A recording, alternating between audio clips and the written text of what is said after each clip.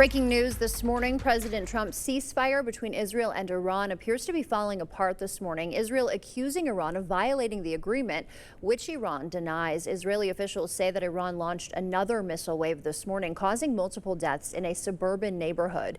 Iran claims that launch happened before the ceasefire took effect, and it all comes as a major NATO summit is set to kick off this week. CBS News' Bradley Blackburn reports.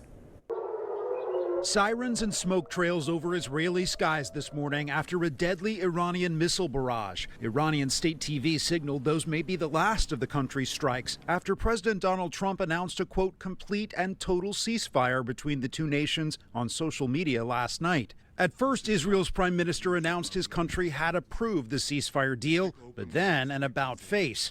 Israel's defense minister has ordered new intense operations to attack Tehran and destroy targets of the regime and terror infrastructure after accusing Iran of violating the ceasefire. But an Iranian news agency said reports of a violation were false.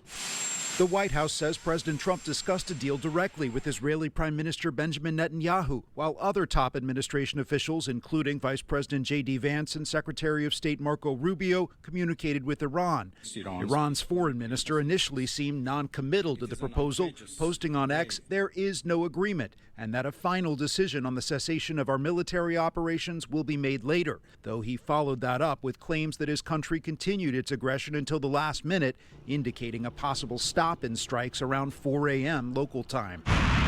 Monday, Iran launched counterstrikes targeting a U.S. airbase in Qatar, retaliation for U.S. strikes on 3 Iranian nuclear facilities over the weekend. President Trump says Iran gave early notice in advance and that there were no deaths or injuries. Bradley Blackburn, CBS News. Congress gets a classified briefing today on the Iran strikes and current situation.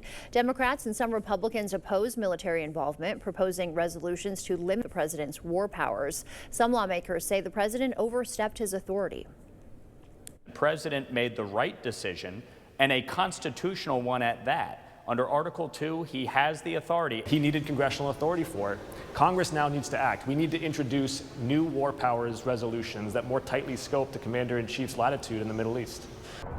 In Wisconsin, Governor Tony Evers weighing in from Eau Claire yesterday.